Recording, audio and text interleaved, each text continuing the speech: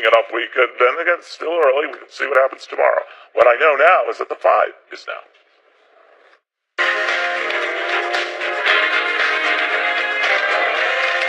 Hi, I'm Greg Gutfeld with Emily Campagno, Juan Williams, Jesse Waters, and she once rode horseback on a Chihuahua.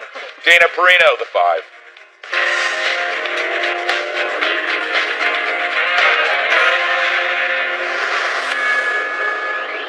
You know, as I look out into the crowd, I just wish that the families of gun violence in this city got this much attention, because that's who really deserves the amount of attention that we're giving to this particular incident.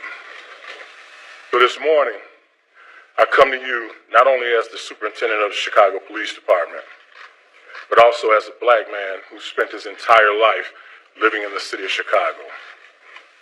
I know the racial divide that exists here. I know how hard it's been for our city and our nation to come together. And I also know the disparities, and I know the history.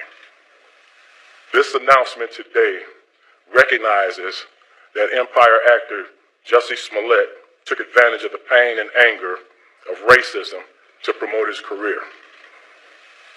I'm left hanging my head and asking why. Why would anyone, especially an African-American man, use the symbolism of a noose to make false accusations? How could someone look at the hatred and suffering associated with that symbol and see an opportunity to manipulate that symbol to further his own public profile? Bogus police reports cause real harm. They do harm to every legitimate victim who's in need of support by police and investigators, as well as the citizens of this city. And I'm also angry. I love the city of Chicago and the Chicago Police Department, warts and all. But this publicity stunt was a scar that Chicago didn't earn and certainly didn't deserve. Smollett attempted to gain attention by sending a false letter that relied on racial, homophobic, and political language. When that didn't work, Smollett paid $3,500 to stage this attack and drag Chicago's reputation through the mud in the process. And why? This stunt was orchestrated by Smollett because he was dissatisfied with his salary. So he concocted a story about being attacked. I only hope that the truth about what happened receives the same amount of attention that the hoax did. It's hard to top that, so I'm not even going to try. Jussie Smollett now faces a felony charge for filing a false report claiming that he was a victim. This after weeks of wasting the hard work of a dozen detectives, resources diverted from actual victims. So what's the lesson at CNN? All about lunch. Sean Hannity's going to eat Jussie Smollett's lunch every single second. Tucker Carlson is going to eat Jussie Smollett's lunch every single second. The President of the United States is going to eat his lunch. What about the 5? We want to eat lunch too. So that's Lemon's concern that the reaction to the crime is worse than the crime itself. Notice I'm not saying hoax. A hoax removes the media's complicity. No, it was a crime aided and abetted by the activist press, embraced their perfect victim, ignoring all those implausible details. So, Don, no one is interested in eating Smollett's lunch, but will eat yours, and that of the whole consensus media, who need a lesson in restraint in resisting its own activistic confirmation bias. Lemon's made it no secret that he believes Trump supporters are racist, which is how Smollett portrayed them. So forget Smollett. He was just serving a function for the thirsty press seeking that story. Smollett, an attention addict with an anti-Trump fever, he read the room and saw that it was going to be easy to fool the media. And he saw all of those sympathizing friends, like Don Lemon, as suckers. They should be pissed off at him. But he couldn't fool the cops, or most of us. So if your only lesson is that Smollett will be used as fodder at this network, while missing the fact that he played you, then you're as hopeless as we thought. You should have been thrilled that the demand for hate crime exceeds the supply. And that you don't means that it'll probably happen again. Hey, Emily, you are a prosecutor. What are the legal ramifications of this entire case? Lay it out for us. Well, for the filing the false police report, he could face, as we've heard, up to 3 years in prison and then a huge fine. And then for that letter, there are consequences to the huge mechanism of responses that is put in place when you file a false police report and you allege a hate crime, or you send a letter with a threatening letter to a corporation building that then deploys a hazmat team, etc. So for that, he could face up to 10 years in prison. But I want to point out what I loved so much about the superintendent's comments. Eddie Johnson, yeah. He brought it back to the real world, which is that there are real world consequences. And the hubris, to me, that emanates out of Hollywood, where this celebrity will take something so painfully large, such as the strife that has plagued Chicago and this country in terms of its racial divide and historical consequences and symbolism of that news, to shine for his own selfish gain because of a paycheck. That, to me, is, I just loved the speech by the superintendent because I felt like he brought it home to the real world. He said, this isn't TV. This is what happens. Mm-hmm. Juan, he said he did it, or they claim it was because he was dissatisfied with his paycheck. Do you believe that? I don't know what to believe, but Yeah. I mean, that's what the chief said. The chief did it. What were your thoughts on what he said? Well, I like the chief, and I think that he was very clear that part of his disappointment was as a black man in seeing Smollett take advantage of the racial tensions in American society. But again, it's all about him. It wasn't about anybody else but him. I will say this, when the chief said he'd like to see more attention paid to things like the shooting in Chicago or what else, or especially to as much attention to the initial charge as to the finding that this young man lied about it, the chief's wrong. All the analysis shows that there's more attention now to the idea that he lied because it's a conspiracy issue, it's a fraud issue, it's celebrity gossip. There's more, and don't forget Donald Trump. Donald Trump has jumped in and said, he was wrong, and it fits in with Donald Trump's attacks on the media, so all the Trump crowd is celebrating this in a way that they're vindicated. No, they're not. They're vindicated. Yeah. Who said there was any need for the? They were accused. They were the symbolic accused. No, he said he put a red hat on one, but that wasn't the heart of the charge. He also and the letter was said they were that white. he was the victim of some kind of racial crime.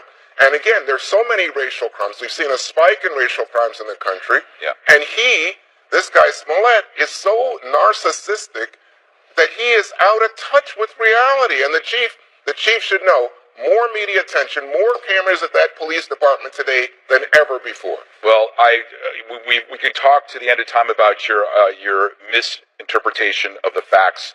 Let's go to GMA and get Smollett's own words before I get to Jesse. Why do you think you were targeted? I can just assume. I mean, I come really, really hard against 45. I come really, really hard against his administration.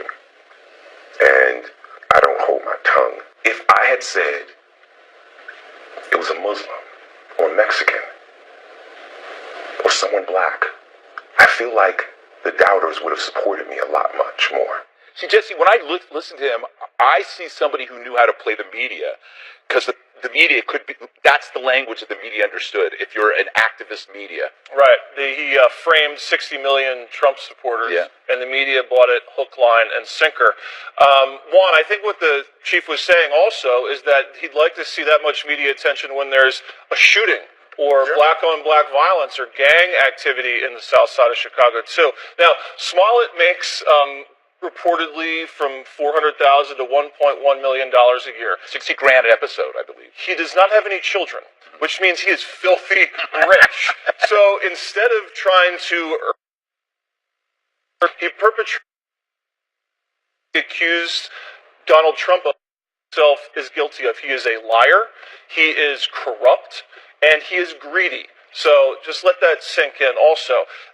Real hate crimes now are going to be treated with more skepticism, unfortunately, and that's what the police chief said, and I think that's probably one of the biggest results of this. Also, how dumb does Robin Roberts look right now? When she went out there, didn't ask him any follow-up questions and let him perform like that. I bet she wished she had that back. Also, think about all the frame jobs and the conspiracy theories which we've seen. All it takes is a little common sense. You talked about it yesterday. There's a bunch of MAGA guys in a polar vortex in Chicago hate criming people. Okay, Kavanaugh in high school, was he really participating in drug-fueled orgies? Or Covington, let's see, wait a second. A 16-year-old, 115-pound kid was confronting some adult like the Ku Klux Klan. And now Donald Trump, it makes you of the entire Russia investigation. Donald Trump is a Russian asset. You don't have any sort of doubt when someone says that. If you don't believe that there's any sort of suspicion when someone says Trump is a Russian asset, you're crazy, and you're going to fall for another one of these hoaxes. What about the U.S. landing on the moon? I think that calls this calls it into question. Oh my God. Well, a couple of things. One, so he makes $65,000 an episode. His bail was just set at $100,000. So he's going to post bail with a week and a half's worth of work. Yeah. I wonder how like the AOCs of the world feel about this filthy rich person being able to walk away free because, you know, right? We need bail reform. The other thing, though, I really like what Matt Lewis had to write today. I'm going to cite him because I couldn't say it better. He writes for the Daily Beast. He said that the desire for sympathy and the moral authority that comes from being victimized has replaced the desire for admiration or respect for some act of heroism. It was like victim chic. If you are a victim, then you are going to get more attention, and he knew that. But I do think it's kind of bizarre, though. To your point, he was able to fool some in the media, not all. Remember, there was people frustrated, like GQ magazine wrote about the reporters in this case, saying how dare they use the word allegedly. Yeah, that was whitewashing the idea that this was a hate crime when reporters were just actually doing their job. By the way, Jesse, I think that with the Robin Roberts thing, we used the tape of the interview. I think that is an indication that she actually got this guy to say what he wanted to say, and for him, that's part of the indictment of him. That's true. He set himself up. That's what I'm saying. So I don't think that's the reporter. I think I would have asked a few more follow-ups. That's all I'm saying. Okay. No offense to Robin. When I would have quizzed her on geography. And anyway, all right. Much more on Smollett ahead. But first, major hypocrisy for 2020 Dems pushing socialist agendas. Details next. Peter Tork. Welcome back. 2020 Democratic contenders are being accused of hypocrisy for publicly slamming the rich while privately rolling in the dough. Watch this. We should not have a grotesque level of wealth inequality in which 3 billionaires now own more wealth than the bottom half of the country. We have a tax bill that got passed that gave $1 trillion to the top 1% and the biggest corporations of America. And they need to give that money back. I want these billionaires to stop being freeloaders. I want them to pick up their fair share. Some are calling foul on those candidates for these reasons. First, Bernie Sanders owns 3 houses and has earned over $1 million in recent years. Kamala Harris reportedly held a fundraiser in Beverly Hills attended by wealthy Hollywood and TV executives, and Elizabeth Warren's net worth is reportedly more than $8 million, putting her in the top 1% indeed.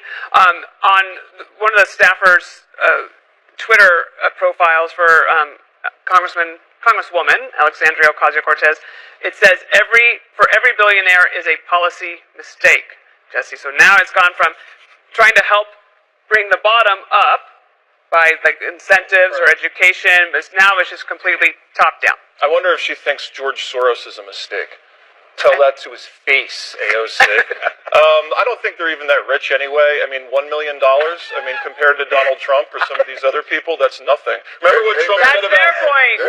Remember what Trump said about Mitt Romney? He's poor, and he walks like a penguin.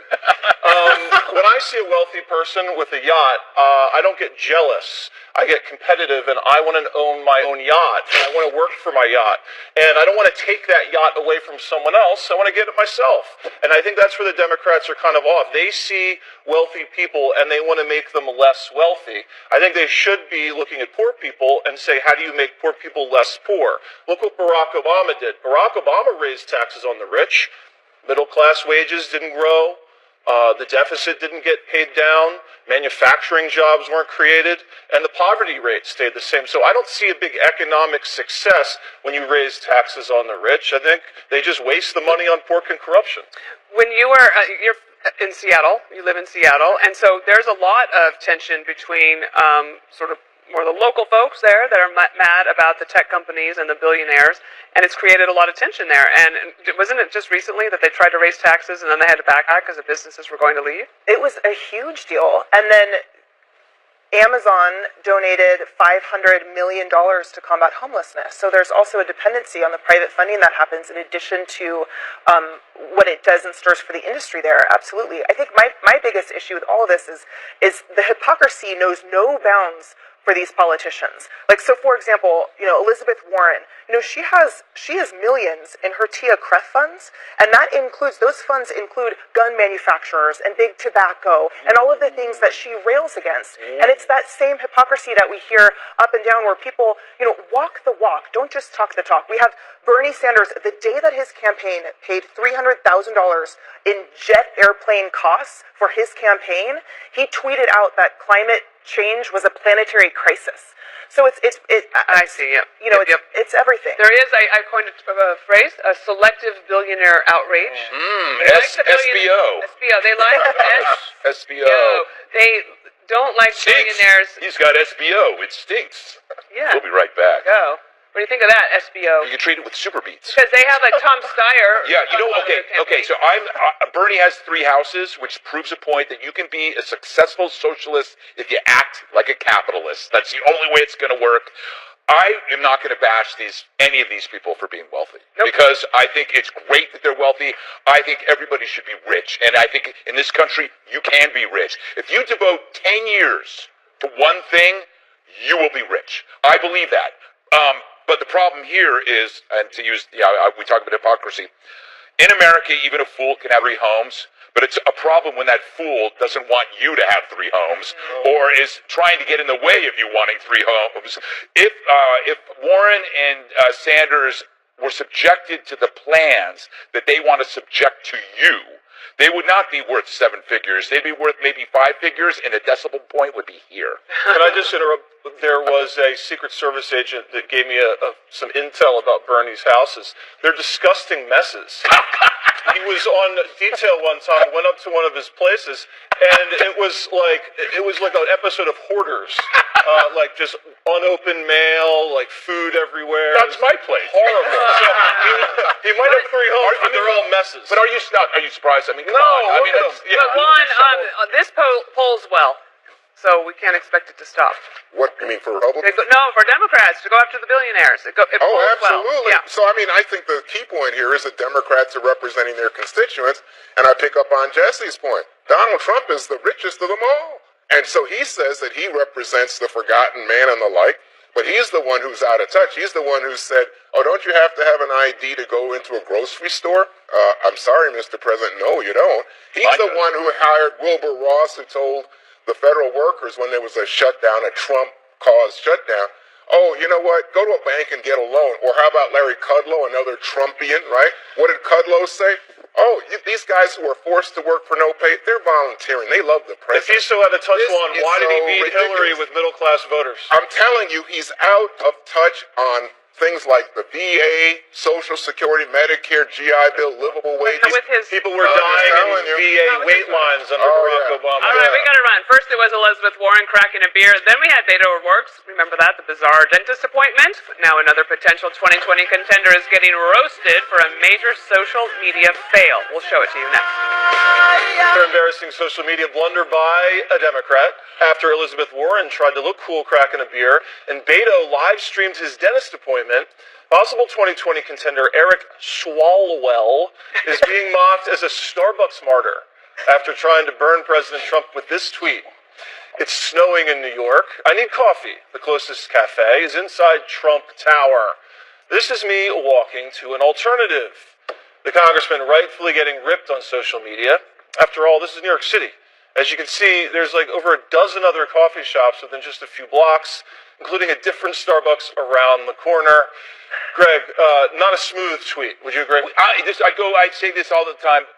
The golden rule: you on Twitter is a lesser version of you, and so He doesn't have a lot to work with. Yeah, anyway. he's already starting at a very low bar. But what you think in your head looks really cool. Oh, they're gonna, and then you know that the media's gonna pick it up and wait till they get a load of this idea. He's walking by. I'm gonna take a picture of me walking by Trump Tower and say, I'm gonna be a hero. I'm not going in there. And so, but what we see when we see the tweet is we see the thirst behind it, the desire, and then we go, what a schmuck. That's why you've got to think about this before you do it. But social media has made us, because exposure is more accessible now, everybody's turning into the star of their own movie, right? Everybody's doing this. We've democratized the spotlight. Dana. Well, I do feel like he should consider tea over coffee because it's very calming. Oh, are you a tea proponent? I'm a tea proponent. Yeah, I don't drink coffee. Yes, low tea. Well, they can get tea at Starbucks too. Yes, and I also would advocate for, if you're in New York, you should support the trucks, the food trucks that are on the side of the road, because those guys need your business. Yeah, and Trump Tower needs your business too. Definitely could use that $1.25, right, Juan? Why not? But I think Dana's wrong, by the way. I think there's more caffeine in tea than in coffee. No, there isn't. Yeah, I think so. Just take one. Fake news. Juan, have you ever stayed at a Trump Tower or any sort of Trump property? Do you think not staying there is cool? Like yes, I do. You do? I would not even go close to it. I would run. You couldn't get the video of me because I'd be gone. So I think, look, this is all levity. He thought he was having fun. Gee, on this show, I hear all the time when Trump's on Twitter, people say, he's just, don't take it so serious. Well, that's Take it easy. Okay, so have fun with this. But, I guess if you want to just skewer him and say, oh, it's a Democrat, go right ahead. But to me, it was like, you know what? All he was doing was indicating he doesn't like Trump. It's a free country. Look at all the dandruff on his... Oh, is that dandruff? Yes. I missed that. And we decide what jokes are funny, right? We don't let him get away with not funny jokes, right? For me, it wasn't that he was a Democrat. It was that he was just one more thirsty person seeking that manufactured, or he was manufacturing something that he wanted to be this viral video, and you can see through it. That's the whole point. It doesn't matter who it is. Up the ante, right? It's going to go for beer. Pretty soon it's going to be... Somebody's going to smoke marijuana before this thing is through. They're absolutely... Tide Pods. Kamala. Swalwell should do Tide Pods. Is that still in? No, do not listen to me. Do not listen to me. Oh, by the way, you got to get... Who's it going to be? Who's going to smoke pot before the end of but it? you got to get to Elizabeth Warren might get Kamala's crazy. dad. Kamala's dad has gone after her. I know, but you know what? I feel bad for her. No, I feel bad for her for that because you don't want your dad, mind your own business. And you really shouldn't be stereotyping other cultures and ethnicities and nationalities. It's below people. Chicago's top, what's so funny? Chicago's top cop blasting celebrities, the media, and presidential candidates over the Jussie Smollett case. Smollett! See it next. Fox News alert actor Jussie Smollett charged with filing a false police report. Earlier today, the actor was blasted by Chicago's top police officer for lying about the alleged hate crime. Empire actor Jussie Smollett took advantage of the pain and anger of racism to promote his career. I'm left hanging my head and asking why. Why would anyone, especially an African-American man, use the symbolism of a noose to make false accusations? Mike Tobin is at Cook County Courthouse where Smollett had a bond hearing today. Mike, I asked that question yesterday. Well, I can tell you this one, Smollett is now out. He posted $10,000 and left under a tremendous crush of media.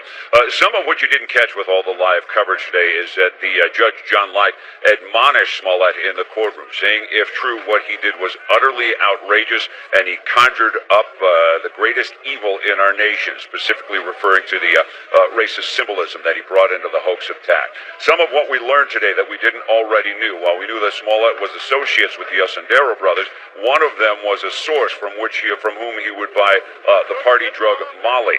We did know that he directed the attack, but he specifically directed the brothers to beat him up but not too bad. And we got hints that he intended, from the ABC interview, that he intended for the attack to play out in front of a security camera that didn't catch it. And his awareness with the attack, we learned from the state's attorney, is part of what tipped investigators off to something being fishy. The whole thing went down in 45 seconds. The motive was pay. Smollett didn't think he was getting enough, or that he got enough attention from the threatening letter that went to the Empire Studios, so he upped the ante with the attack. Bond is set at $100,000. He posted $10,000. His status with the show is unchanged. His attorney said he was scheduled to shoot this afternoon. The people who followed his SUV said it went into the Cinespace Studios, where Empire shot. Juan? Mike, thanks. Good job. The Chicago police superintendent also calling out celebrities, politicians, and the media for rushing to judgment. This publicity stunt was a scar that Chicago didn't earn and certainly didn't deserve. To make things worse, the accusations within this phony attack received national attention for weeks. Celebrities, news commentators, and even presidential candidates weighed in on something that was choreographed by an actor. I only hope that the truth about what happened receives the same amount of attention that the hoax did.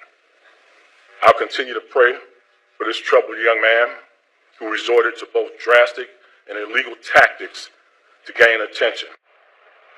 I mean, it really is pretty horrific if it's true that this guy made this up.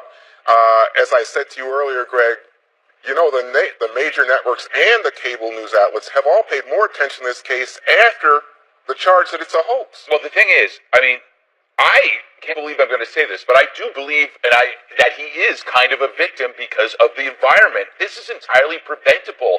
This could have been prevented if the media divorced itself from its activist sensibilities. They are, since Trump's been elected, they've been informed by an anti-Trump bias that makes this kind of activity plausible. He knew he could fool the media. I also think that he had his own Trump derangement syndrome, just as Kathy Griffin, as Tom Arnold, and Alyssa Milano. So this is all about Trump.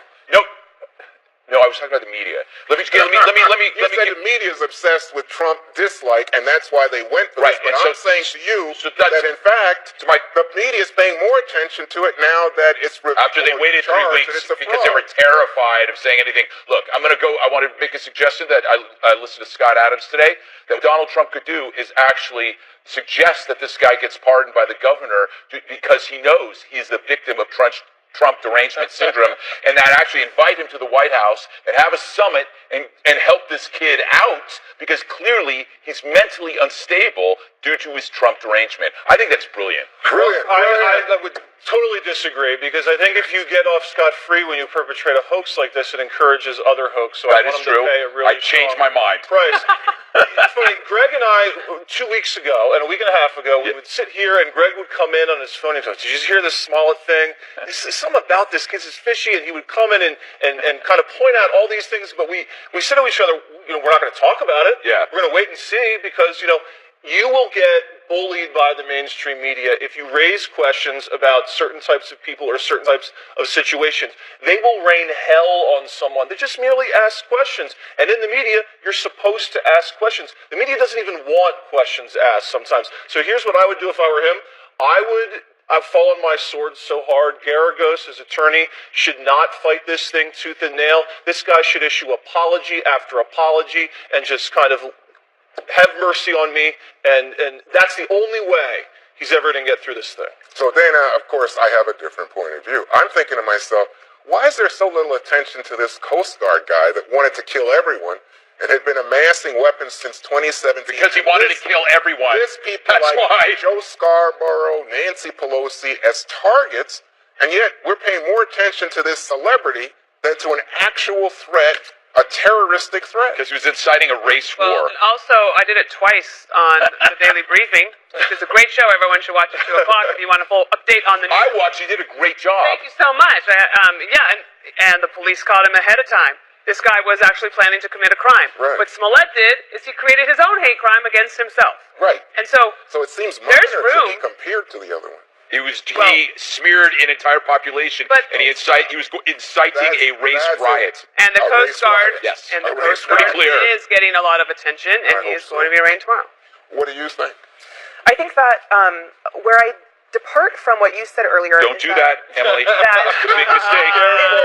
You're a guest here. It begins now.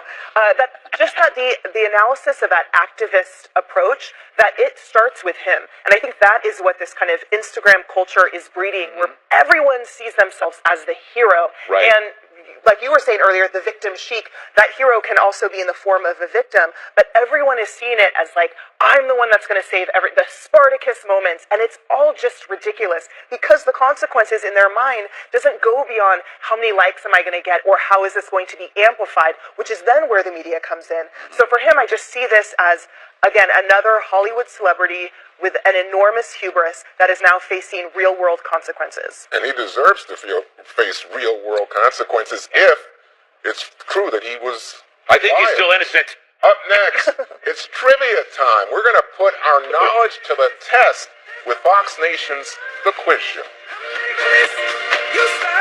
All right, there were some sore losers the last time we played, so it's rematch time. Tom Shalhoub is back to test our knowledge on fun facts like he does on The Quiz Show, only on Fox Nation.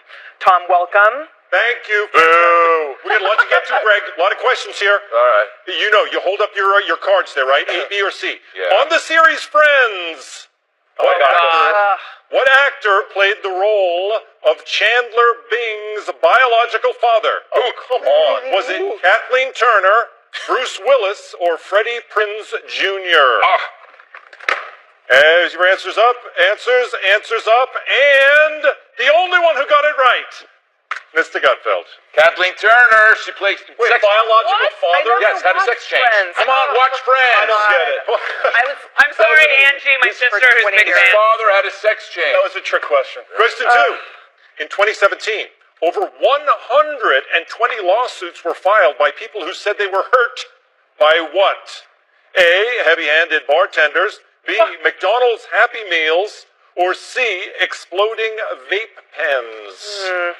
Get those answers up. I forget what they were. All cards are up. And the answer is C, exploding vape pens. Yes. That happened to me once. Everyone Emily, Emily, pick the letter. I know. I think You're a lawyer. You should know that stuff. I just very dangerous. Oh, I'm not calling you. Question 3. The films. The Endless Summer. Ooh. The Endless Summer 2 and The Endless Summer Costa Rica are popular documentaries about what? A, sailing, B, roller coasters, or C, surfing. Cards up. Emily, you were very early on the answer for this one. She's reading ahead. The answer is C, surfing. Dana, I spend more of my time reading than watching movies, so. I saw that movie in the theater. Yes, in the theater. I'm better with Great the series. 80s than the Endless 90s. Summer. They don't have surfing in Wyoming. That's why you didn't True. get it. Right. Question 4. Who was the only U.S. president Oh, damn it. to ever file an official UFO sighting report? Was it A, Donald Trump, B, Martin Sheen, or C, Jimmy Carter? Cards up. Oh, you're all C's. You all think you're so smart, and you are. It was Jimmy Carter. UFO sighting. Interesting, Crazy. right? Greg's winning by 1. Greg's up by 1? Yep. Here we go. Question number 5. What is Senosilicophobia? What? Say that again? Senosilicophobia. If Dana doesn't get this right, it's curtains. A, fear of alcoholic beverages. B, fear of having an empty glass. Or C, fear of carbonated beverages. Give you a hint, it is a fear. I don't know. It's a fear. And the answer is B. Yes! Jesse and Juan. All right. Afraid of an empty glass. Is that a real thing? Three-way tie. Greg, Jesse, and Juan. What's the objection? Wait, no, that's a real thing that you're afraid of an empty glass? You don't get to lodge complaints when you lose. Dana, she's scared of it because she's scared of drowning. Falling in that cup. Question 6. When cops showed up at Matthew McConaughey's home in 1999, suspecting him of marijuana possession, what was he doing? A, playing the bongos naked. B, shaving Lance, his Irish wolfhound. Or C, standing on his roof in his underwear, howling. Jesse is up, all cards are off, and the answer is A! Yes! Playing the Bongos Naked, do you remember that? Of course, I was there. Greg, all right. He got naked. All right, Gutfeld, Greg and Jesse in the tiebreaker. Use your tablets. Come on, It's clearly a game of luck. Get those steps. I'm ready. What year was the television invented? Write down the year. The closest wins. What year was the television Invented? invented? Let me know when you're up there. Time's counting. 8 seconds. Well, how do you? Is it? Television invented 1909 or 1946. Somebody do the math. The answer's 1927. Wow. This is close. 1927. Great. By the way, this was a stupid guess on my part. I actually said this is a terrible guess now that I think about it. It's always still one. They're always invented way The before world was kind of busy. Are you sure I'm wrong? Yeah, there was actually. Sure, he's wrong. Greg, there were you're TVs. the victor. Yeah, I'm the victor. What do I get? Is 1946 Is this when we dance, Tom? Here's what you get. We dance, You don't we? get to do the quiz show, and you've been a little bit chicken because Jesse's been on twice. Yes. I still can't answer anything right on this. Wait, so the winner gets to do your show once, and the losers have to do it twice. Yeah, but I am the biggest loser. Who did the best on your show? Emily did great. Thank you. I just didn't. Wait a minute, I thought I did great. You actually. All right, Tom. Thank you for this. One more thing is up next. Great job, Tom.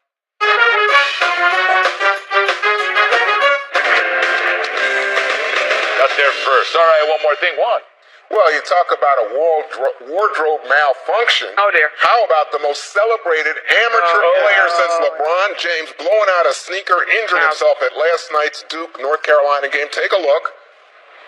Zion Williamson, who's 6'7" and 280 pounds, made a move, and his shoe came apart as if someone took a knife to him. He injured his knee, left the game. Everyone was in shock. Here's President Obama saying his shoe came apart. Yeah. Nike's rival sneaker maker, Puma, pounced, tweeting out, quote, wouldn't have happened in Pumas. Oh, dear. So will college basketball see Zion again, and will he wear Nikes? Folks, keep your shoes on. We're going to have to wait and see. The shoe must go on, as they say, Jesse. Local news humor. That's the Kaepernick curse. When you have Nikes, that's what happens. Oh, stop. Here we go again. All right, in all seriousness, I spoke to the Illinois Farm Bureau the other day when I was off in Springfield, Illinois. Dana's old stomping ground. She's a big star out there. Kind of overshadowed me a little bit. I talked about swine and corn and soybeans and U.S.-China trade policy. Just dazzled them with my with my trade policy humor. Also, I found this on the internet. Bernie Sanders. I'm taking a second look at this guy. This guy's got game. Check out Bernie.